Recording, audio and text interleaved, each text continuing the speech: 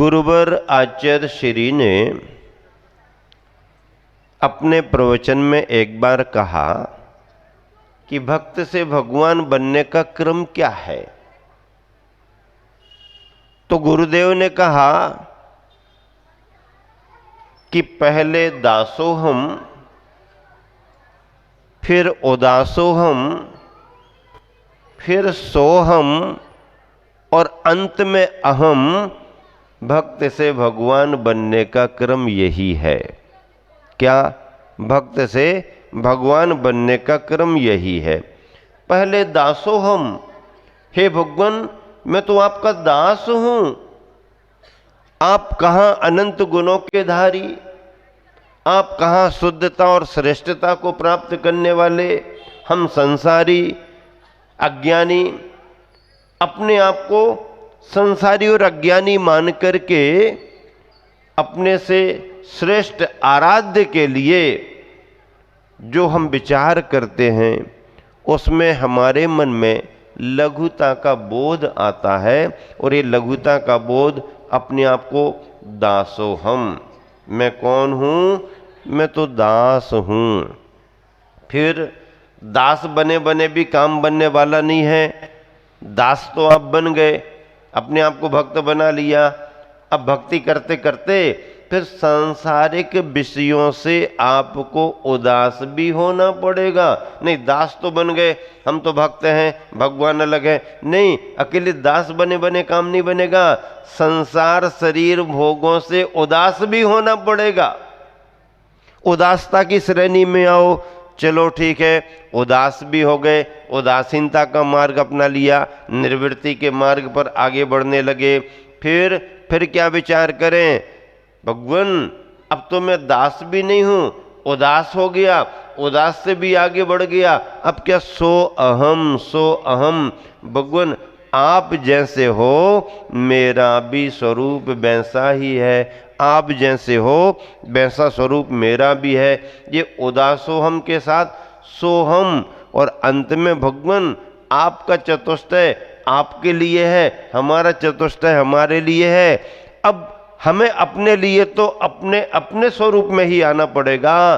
तो बाहर के भगवान भी छूट गए, पर द्रव्य के भगवान भी छूट गए। अपने द्रव्य में, सौ द्रव्य में, निज द्रव्य में रमन करना ही परमात्मा के स्वरूप का अनुभव करना है। दासोहम, फिर उदासोहम, फिर सोहम और अंत में अहम। भक्त से भगवान बनने का क्रम यही है। भक्त से भगवान बनने का क्रम यही है। देखो, आप सभी ये जो क्रम सुन रहे हो, ये गुरुवर आचार्य श्री के द्वारा बतलाया हुआ है। और इसमें जो हम बाहर के भगवान को प्रतीक बना करके अपना कार्य करते हैं, तो बाहर के भगवान को आदर्श बना करके अपने अंदर के भगवान का स्मरण करते हैं। जिन दर्शन में निज दर्शन का अनुभव होना चाहिए। जिन जिनेंद्र भगवान का दर्शन करते करते अपने अंदर का, आप मंदिर क्यों जाते हैं? फिर रोज रोज क्यों जाते हैं? एक ही बार में काम हो जाना चाहिए ना। नहीं, एक ही बार में काम नहीं होता। तो क्या काम है तुम्हारा, क्या प्रयोजन है? अपने अंदर के भगवान का स्मरण आए, अपने अंदर के भगवान का स्मरण आए, इसलिए बाहर के भगवान को हम देखते हैं, दर्शन करते। साक्षात भगवान तो है नहीं, अब स्थापना के भगवान हैं। तो स्थापना के भगवान के बाहर दर्शन करते करते अपने अंदर के भगवान की याद आए, इसके लिए बाहर के भगवान का दर्शन होता। और सुनो, दर्शन करते करते कब तक करते जाएं? दर्शन करते जाओ, करते जाओ। भगवान के दर्शन करते करते करते करते जिस दिन तुम्हारे अंदर का सोया हुआ भगवान जाग जाए, समझो तुम्हारा भगवान का दर्शन करना सफल हो गया, सफल हो गया। दासानुदास की वृत्ति आनी चाहिए।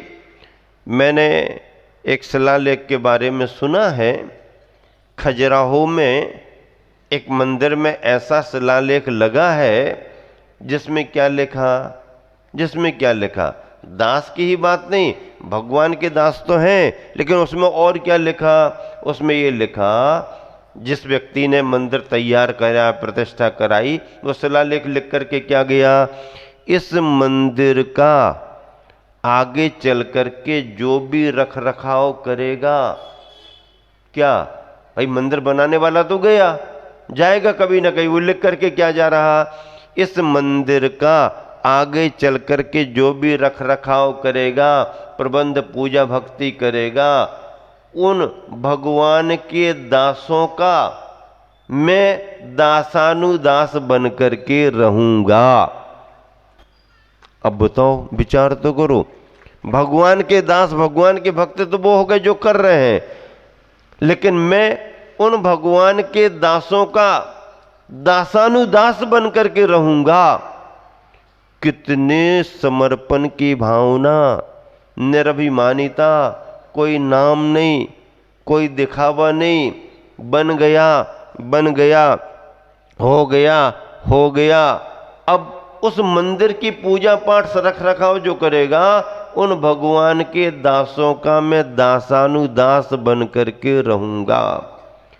दिल्ली में धर्मपुरा का मंदिर बना और उस समय जो श्रेष्ठी थे उन्होंने उस मंदिर को बनवाया, समाज के लिए बनवाया। सभी को मालूम था सेठ जी संपन्न, उदार भी हैं, बहुत धर्म का भाव रखते हैं। उन्होंने मंदिर बनवाया और जब मंदिर बनकर के पूरा तैयार हुआ, 2-4 साल 5 साल लगे, मंदिर बनकर के तैयार हुआ, तो उन्होंने मंदिर में अंदर प्रवेश करने की सीढ़ियां छोड़ दी और मंदिर शिखर का कलश छोड़ दिया। और फिर एक दिन पंचायत बुलाई, पूरे गांव के जैनियों को बुलाया और सबके सामने खड़े होकर के हाथ जोड़ करके कहने लगे, भैया आप सबकी भावनाओं से मैंने मंदिर बनवाया, मुझसे जितना मंदिर बन सका बना दिया, अब थोड़ा सा काम रह गया है, उसे बनाने की अब मेरी सामर्थ्य नहीं है। क्या कहते हैं, हाँ क्या काम रह गया सेठ जी, मंदिर तो बन करके तैयार हो गया है, अब तो प्रतिष्ठा होनी है। नहीं, अभी इस मंदिर में अंदर प्रवेश करने के लिए सीढ़ियां बनना बाकी है और मंदिर के शिखर पर कलश रखना है, वो भी अभी नहीं है।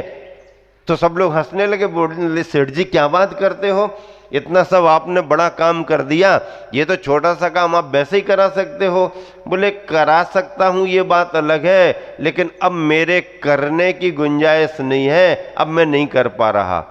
क्यों, इसका कारण क्या है, करो ना आप, किसी ने कुछ कहा है क्या, कहा तो किसी ने कुछ नहीं है, लेकिन मेरा मन कह रहा है इस काम को मत कराओ, फिर ये अधूरा रह जाएगा। नहीं, अधूरा नहीं रहेगा। मेरा निवेदन आप सबसे है कि आप सब लोग थोड़ा थोड़ा चंदा करो और आप सबके पैसे से मंदिर की सीढ़ियां भी बने और मंदिर पर कलश भी रखा जाए।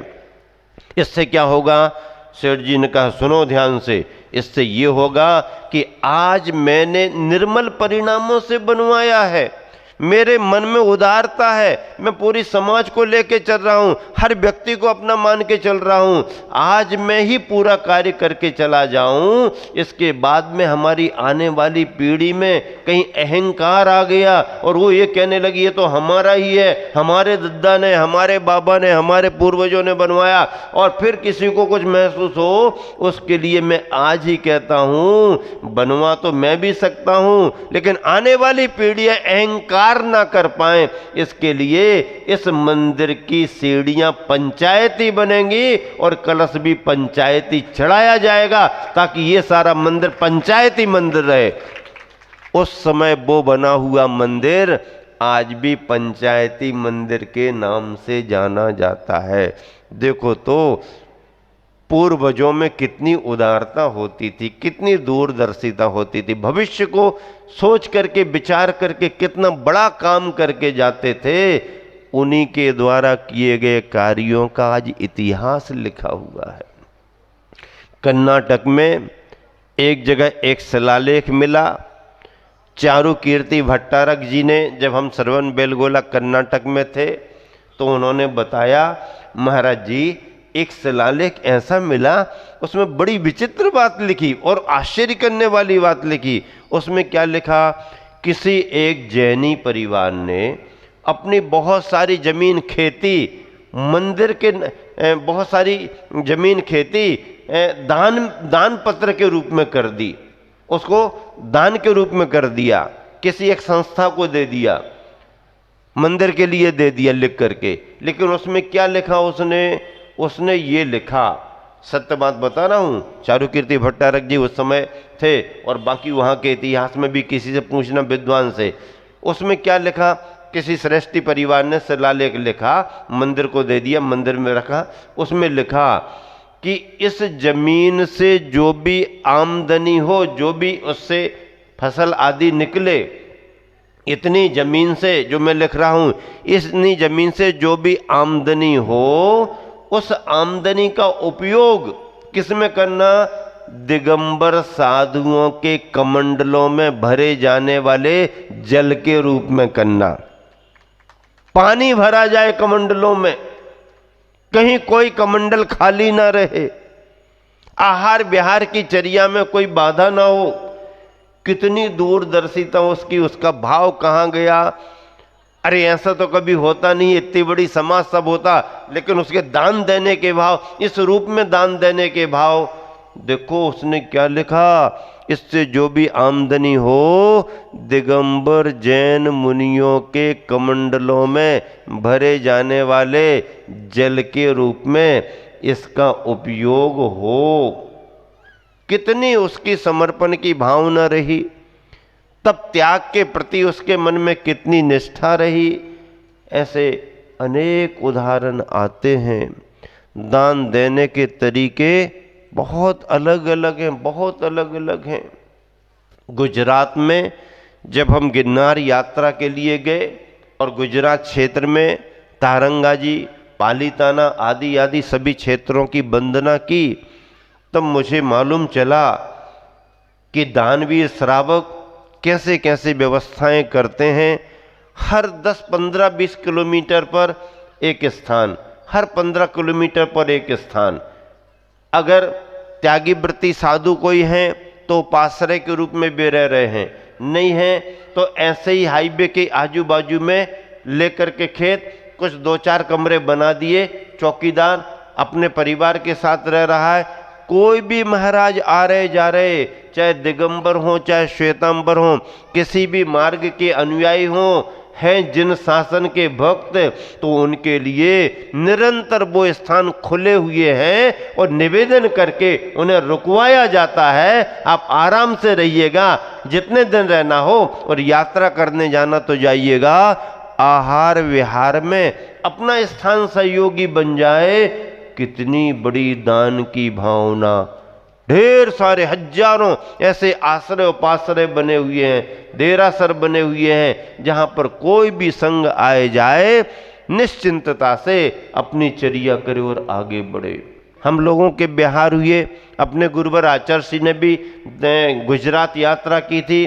तो जहाँ कहीं भी जो भी मंदिर मिले, जो भी आश्रम मिले, जो भी थानक मिले, उन सभी में जहाँ जो आवश्यकता है उसकी पूर्ति श्वेतांबर समाज की संस्थाएं और समाज बंधु करते रहे और निर्विघ्नता से पूरी यात्रा संपन्न हुई। जब हमने उनसे कहा कि भाई आप लोग तो परिचित नहीं हो, फिर भी इतना सब प्रबंध क्यों कर रहे हो, प्रबंध तो छोटा मोटा समाज बंधु भी लेके चल रही है, लंबी यात्रा है। तो उन्होंने मालूम क्या कहा, महाराज साहब मुझे मालूम है जब भी हम लोग यहाँ से सम्मेद शिखर के लिए जाते हैं तो मध्य प्रदेश में बहुत सारे शहर ऐसे हैं जहाँ पर समाज कम है या समाज है नहीं, तो भी हमारे आहार विहार में सारी दिगंबर समाज सहयोग करती रही है। तो उसका ही मैं स्मरण करके यहाँ आने वाले मुनियों के लिए भी ये प्रबंध देता हूँ।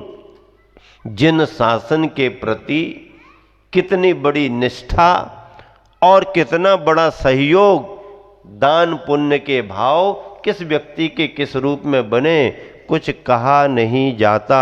गुरुवर आचार्य श्री विद्यासागर जी महाराज सन 1995 का चातुर्मास कुंडलपुर में संपन्न करके एक लक्ष्य लेकर के गुजरात यात्रा के लिए आगे बढ़े थे। और जब गुजरात यात्रा में निकले तो तारंगा जी में जाकर के उनका शीतकालीन प्रवास और ग्रीष्मकालीन प्रवास हुआ। अब आचार्य के चतुर्मास का समय था, कहाँ चतुर्मास करें। तारंगा जी में उतनी अनुकूलता नहीं थी संघ के हिसाब से, क्योंकि पहाड़ी पर छोटा स्थान था, संघ बड़ा था, नीचे कोई जगह नहीं थी। फिर क्या करें, बिहार करने का मन बनाया और लोगों को लगा कि आचार्य श्री अब बिहार करके वापस एमपी की ओर चले जाएंगे। तारंगा जी में उन दिनों जब आचार्य श्री की व्याख्या प्रवचनमाला वगैरह चलती थी तो सभी शहरों से, अहमदाबाद सूरत आदि से लोग आते रहते थे, ईडर वगैरह से। उस समय सूरत में बाबू ओम प्रकाश जी समाज के विशिष्ट व्यक्ति, संरक्षक अध्यक्ष के रूप में थे। उन्हें भी जानकारी मिली। वो उतना धर्म कर्म नहीं करते थे, पद पर तो थे लेकिन पूजा पाठ में आने जाने में ज़्यादा उनकी रुचि नहीं रहती थी, सहयोग करते थे वो। उनकी श्रीमती बड़ी धर्मपरायण थी। उन्होंने बार बार कहा कि तारंगा जी में गुरुदेव आए हुए हैं, अपन सब चलें। बाबूजी ने कह दिया तुम्हारी भावना है, तुम जाओ, गाड़ी ड्राइवर, सामान तुम्हारा परिवार, तुम जिनको ले जाना चाहो ले जाओ, मुझे अभी अनुकूलता नहीं है, और मना कर दिया। लेकिन वो जाने आने लगी। उन्होंने फिर कहा जाना चाहिए। जब 2-4 बार कहा तो इनको भी लगा कि अब बार बार मना करना अच्छा नहीं। एक बार ये भी उनके साथ चले गए, प्रवचन सुना। प्रवचन समझ में आया नहीं आया, लेकिन आचार्य श्री के हाव भाव, उनकी मुद्रा उनको बहुत पसंद आई, बहुत प्रसन्न हुए। पास जाकर के नमस्कार किया। श्रीमती ने थोड़ा परिचय दिया।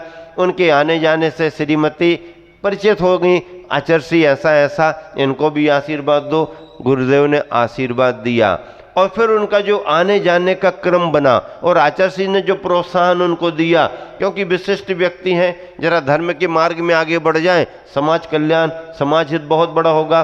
फिर धीरे धीरे वो आगे बढ़े और जब उनको मालूम चला कि गुरुदेव तो वापस जाने का विचार कर रहे हैं, तो उन्होंने आगे बढ़कर के निवेदन किया, गुरुदेव मेरे 3 निवेदन हैं आपसे।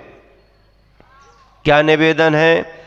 पहला निवेदन तो हमारा ये है कि आप चातुर्मास अपना गुजरात में ही करें। गुजरात में आप जहां करना चाहेंगे चातुर्मास मैं कराऊंगा। आप जहां भी करना है, गुजरात छोड़ करके ना जाएं। आप गुजरात आए हैं तो चातुर्मास गुजरात में ही करें। दूसरा उन्होंने कहा, सूरत के पास में महुआ जी क्षेत्र है, मेरी भावना है कि आप महुआ जी क्षेत्र में चातुर्मास करें, मैं सेवा में रहूँगा।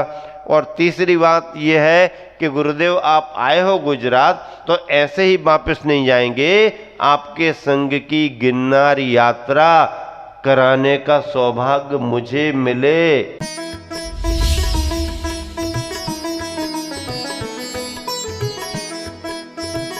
राष्ट्रीय राजधानी